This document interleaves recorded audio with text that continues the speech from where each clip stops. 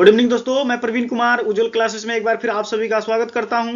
I hope कि आप सभी बहुत अच्छे होंगे। तो दोस्तों, आज की इस वीडियो में हम लोग पढ़ने वाले हैं क्लास 10th चैप्टर नंबर 4 और टॉपिक रहेगा साबुन और अपमार्जक। ठीक ना। इस चीज को हम लोग यहाँ पे काफी अच्छे से पढ़ेंगे, क्योंकि देखिए जो क्वेश्चंस है ना, ये जो टॉपिक है ये काफी आपके लिए महत्वपूर्ण है, आपको बोर्ड एग्जाम के लिए। आप देख सकते हैं बहुत बार पूछा हुआ है साबुन क्या होता है, साबुन का निर्माण कैसे होता है, साबुन का उपयोग क्या है, अपमार्जक क्या है, अपमार्जक का उपयोग क्या होता है। ठीक ना, ये सारी चीजें क्वेश्चन पूछी हुई हैं। ठीक ना, तो चलिए हम लोग स्टार्ट करते हैं। देखिए आप यहां पे देख सकते हैं क्लास 10th अध्याय 4 यानी चैप्टर 4, और चैप्टर का नाम है कार्बन और उसके यौगिक। और यहां पे देख सकते हैं कार्बन एंड इट्स कंपाउंड्स। ठीक ना, तो यहां पे देख सकते हैं सबसे पहले आपको दिख रहा होगा यहां पे साबुन। ठीक ना, जिसको सोप बोलते हैं इंग्लिश में। ठीक है, देखिए यहां पे साबुन क्या है इसको हम लोग पहले देखेंगे। ठीक ना, तो कह रहा उच्च अणु भार वाले मोनोकार्बोक्सिलिक अम्लों के सोडियम तथा पोटेशियम लवण साबुन कहलाते हैं। ठीक ना, तो यहां क्या देख रहे हैं आप, यहां पे उच्च अणु भार वाले मोनोकार्बोक्सिलिक अम्लों के सोडियम तथा पोटेशियम लवण साबुन कहलाते हैं। ठीक ना, यहां आप देख सकते हैं इसका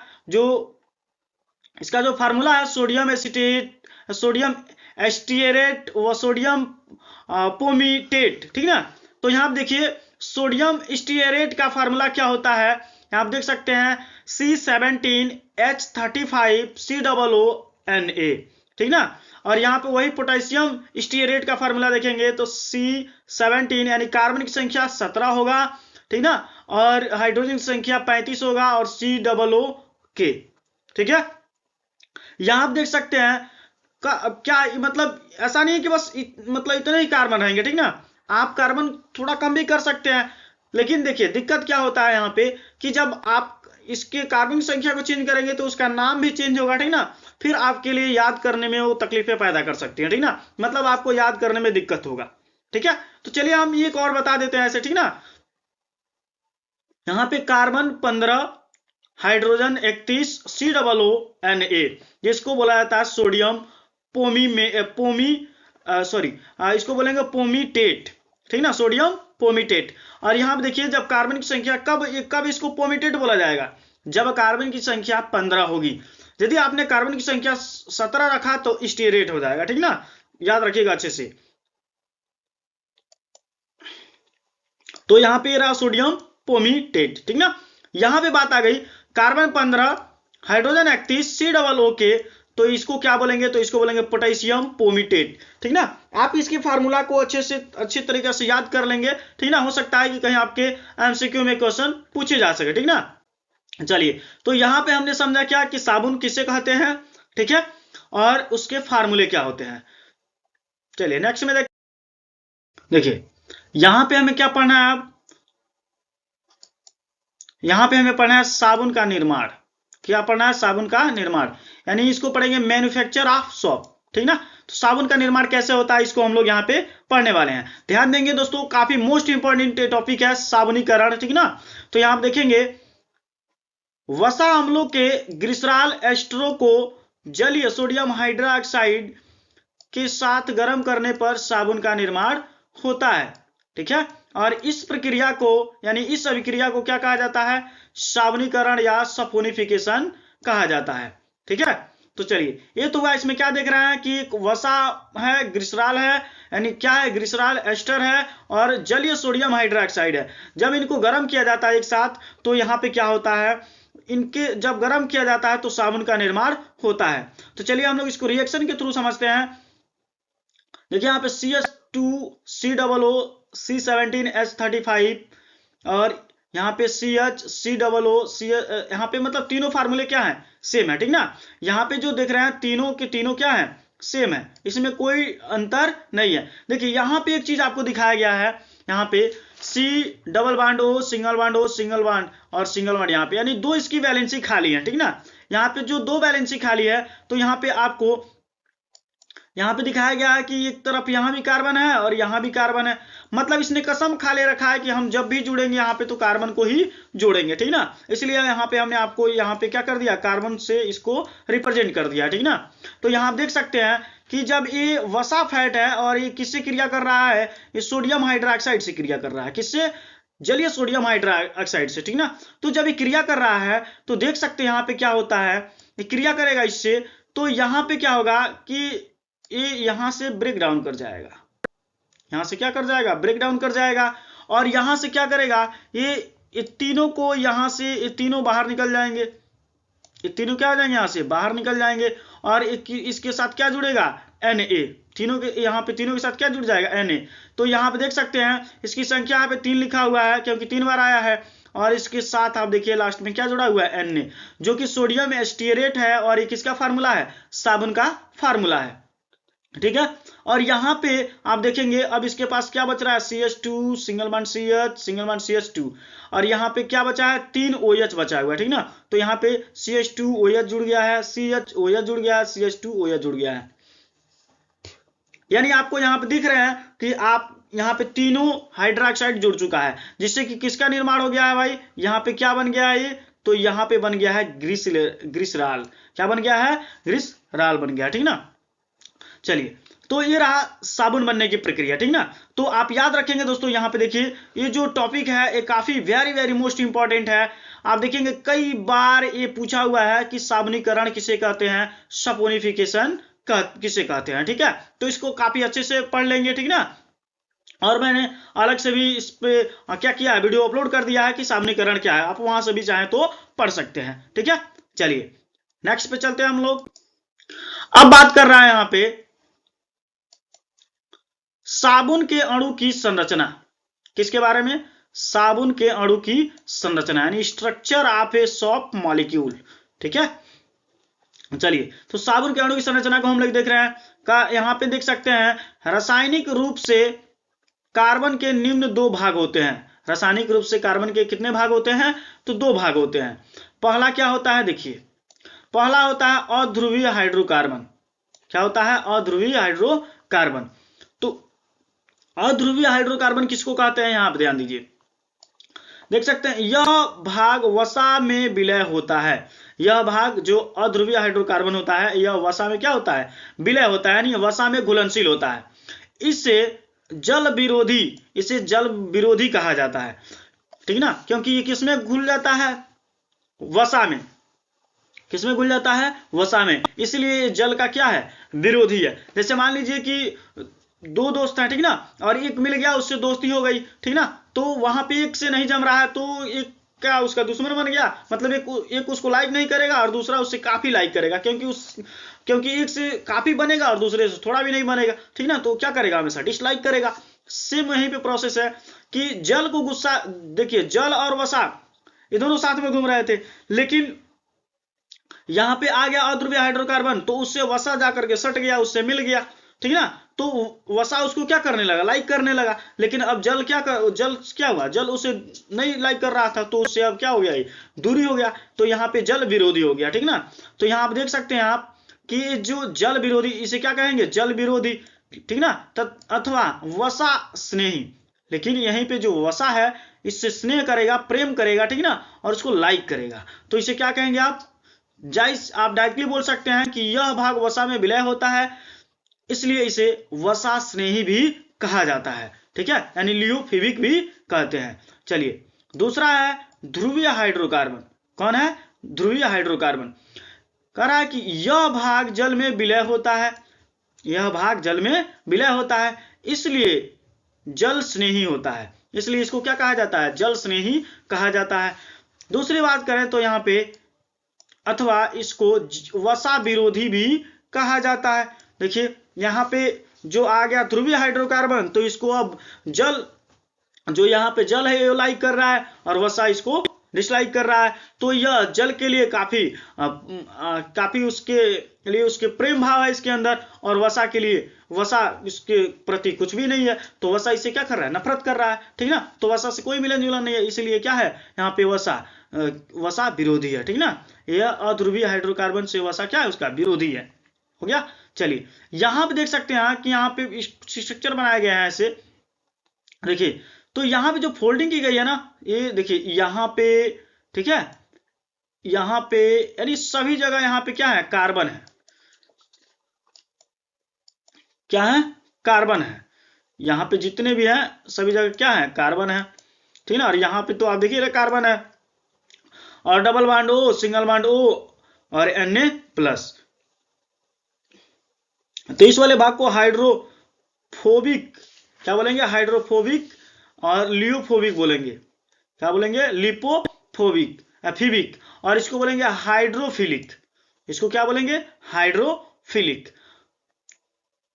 ठीक है। तो यहां पे भी देख सकते हैं ये क्या है, हाइड्रोफोबिक ग्रुप है, और ये सॉफ्ट है, और हाइड्रोफिलिक ग्रुप है, ठीक ना। यहाँ पे इसकी एक वैलेंस यहाँ पे खाली रहती है, यहाँ पे अटैच करने के लिए, ठीक ना। तो यहाँ पे क्या कह रहा है कि यहाँ पे देखिए, यहाँ पे कह रहा है हाइड्रोफिलिक। हाइड्रोफिलिक मतलब क्या होगा कि यह जल स्नेही होगा, क्या होगा, ये जल स्नेही होगा। और हाइड्रोफोबिक है तो यह क्या होगा, वसा स्नेही होगा। इसको ध्यान से आपको समझना है। चलिए फिर बात करते हैं साबुन की स्वच्छीकारक क्रिया, या यहाँ पे क्लींसिंग एक्शन ऑफ सोप। तो साबुन कैसे सफाई करता है, इस चीज को हमें पढ़ना है। तो यहां ध्यान देंगे क्या कर रहा है कि साबुन के अणु लंबी श्रृंखला वाले कार्बोक्सिलिक अम्लों के सोडियम एवं पोटेशियम लवण होते हैं।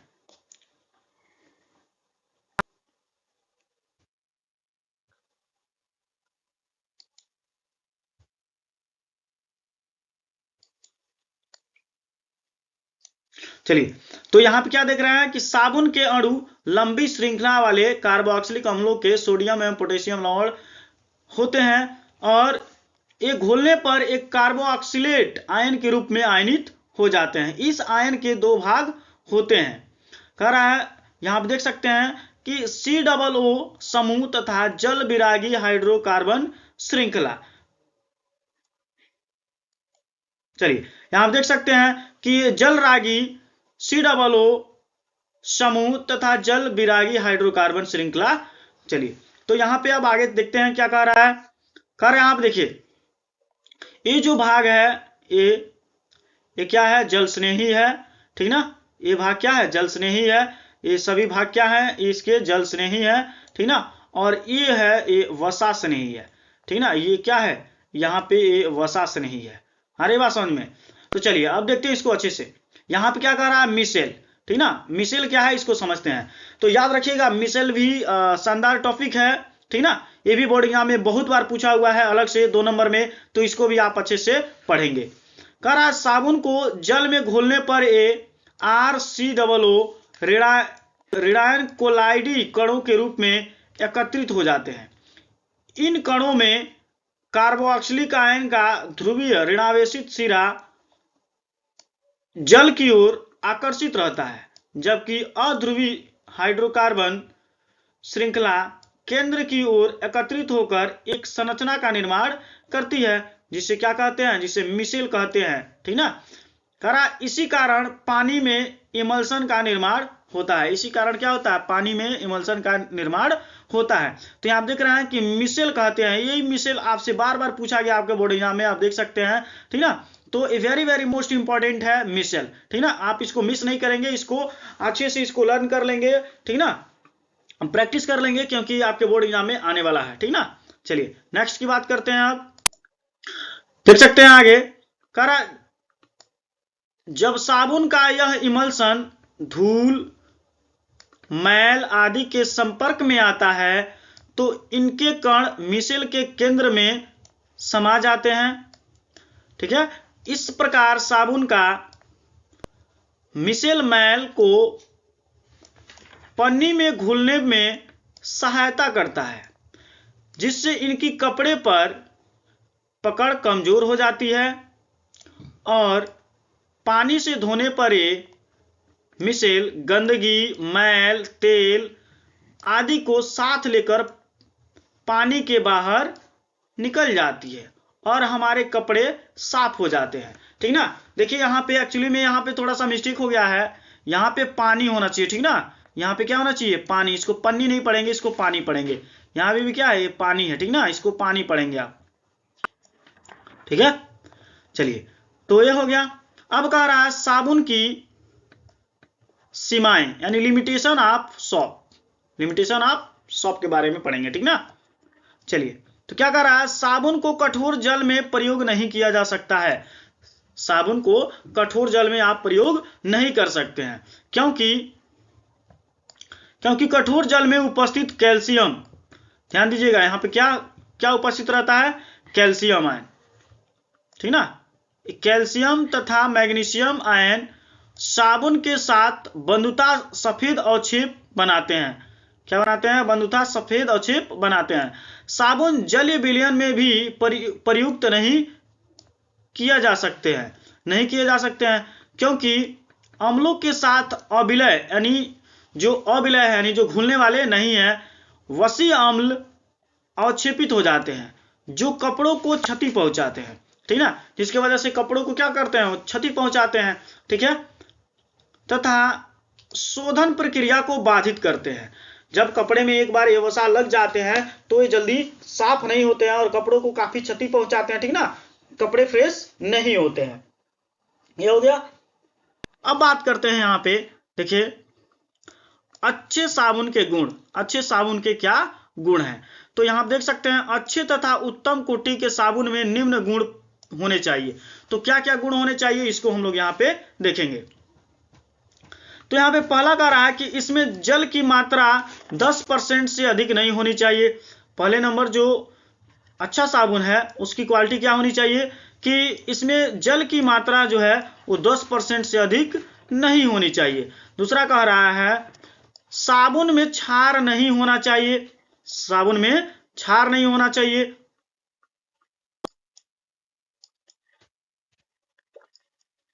ठीक है, क्या नहीं होना चाहिए, तो क्षार नहीं होना चाहिए। फिर कह रहा है क्योंकि क्षार त्वचा तथा वस्त्रों के लिए हानिकारक है, क्योंकि जो क्षार है वो त्वचा तथा वस्त्रों के लिए क्या है, हानिकारक है। फिर तीसरा कह रहा है साबुन चिकना तथा मुलायम होना चाहिए, साबुन बिल्कुल सॉफ्ट होना चाहिए, ठीक ना, मुलायम होना चाहिए, जिससे कि बॉडी स्किन को काफी नम रखे, ठीक ना, एकदम मॉइस्चर रखे। इसलिए ना आप साबुन से नहाते हैं, ठीक ना, कि आपकी बॉडी की पूरा जो आपका स्किन है वो क्या रहे, मॉइस्चर रहे, काफी अच्छा दिखे, ठीक ना। उसके अलावा भी बहुत सारी चीजें लगाते हैं कि आपकी बॉडी का जो त्वचा है वो काफी हमेशा मॉइस्चर रहे, सूखा न पड़े, ठीक ना। फिर नेक्स्ट की बात करते हैं, चौथा कह रहा है इसमें कीटाणुनाशक पदार्थ मिले होने चाहिए, और इसमें क्या होना चाहिए, कीटाणुओं को मारने वाले पदार्थ भी मिले होने चाहिए, जिससे कि जब कोई व्यक्ति इस सॉप को लगाए, साबुन को लगाए, तो उससे इसका फायदा दिखना चाहिए, ठीक ना। और जो उसके शरीर में गंदगी है उसको ये साबुन क्या करे, साफ कर दे, यहाँ तक कि जो उसके शरीर में बैक्टीरिया है उनको भी वो क्या कर दे, मार दे, ठीक है। चलिए नेक्स्ट देखते हैं। अब हमें क्या पढ़ना है, वो तो रहा साबुन, ठीक है। अब हमें पढ़ना अपमार्जक, यानी जिसको डिटर्जेंट बोला जाता है, ठीक ना। तो साबुन के बाद क्या पढ़ने जा रहे हैं हम लोग यहाँ पे, क्या पढ़ने जा रहे हैं, डिटर्जेंट पढ़ने जा रहे हैं, ठीक ना, जिसको अपमार्जक बोला जाता है हिंदी में।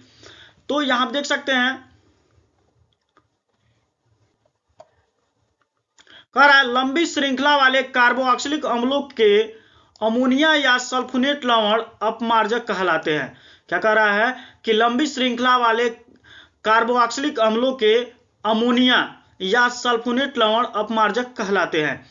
अपमार्जक की लंबी हाइड्रोकार्बन श्रृंखला का निर्माण तेल या वसा से न करके पेट्रोलियम से किया जाता है। तो अपमार्जक का जो निर्माण होता है वो किससे किया जाता है, पेट्रोलियम से किया जाता है, ठीक है। तो यहां आप देख सकते हैं अपमार्जक का जो सूत्र होता है C18H29NaO35। ये पूछा नहीं आज तक, आपका बोर्ड एग्जाम में पूछा नहीं है कि अपमार्जक का फार्मूला क्या होता है, ठीक ना। बस आप याद रखेंगे कि अपमार्जक कहते किसे हैं, ठीक ना, और किससे इसका निर्माण होता है। अब बात करते हैं साबुन से अधिक अपमार्जक के लाभ, ठीक ना, साबुन से भी ज्यादा अपमार्जक का लाभ क्या है, इसको हम लोग यहाँ पे पढ़ने वाले हैं। तो ध्यान देंगे, ये भी पूछा हुआ है क्वेश्चन, ठीक ना। चलिए तो पहला यहाँ पे देखते हैं क्या है, कृत्रिम, यानी कह रहा है अपमार्जकों के निर्माण के लिए वनस्पति तेल या वसा की आवश्यकता नहीं होती है, ठीक ना। अपमार्जकों को बनाने के लिए वनस्पति या तेल की कोई आवश्यकता नहीं होती है। अतः ये मानव खपत में तेल तथा वसा की बचत में सहायता करते हैं, ठीक ना। इसलिए इसको बेहतर माना जा रहा है, क्योंकि साबुन को बनाने के लिए वनस्पति तेल वगैरह का यूज करना पड़ता है, क्योंकि वो उसको बिल्कुल हमें क्या बनाना होता है, सॉफ्ट बनाना होता है, ठीक ना। जो हमारे बॉडी स्किन है उसको क्या रखे, हमेशा मॉइस्चर रखे, ठीक ना, सॉफ्ट बनाए। और यहाँ पे कह रहा है कि जो अपमार्जक है, तो अपमार्जक को बनाने के लिए किसी भी प्रकार का वनस्पति तेल या वसा की आवश्यकता नहीं पड़ती है, ठीक है। अतः ये मानव खपत में तेल तथा वसा की बचत में सहायता करता है। इसलिए ये मानव के जो यूज में है, ठीक ना, उसमें तेल और वसा की क्या करता है, बचत करता है। इसलिए इसको साबुन से बेहतर माना जाता है। किसको, तो अपमार्जक को, ठीक है।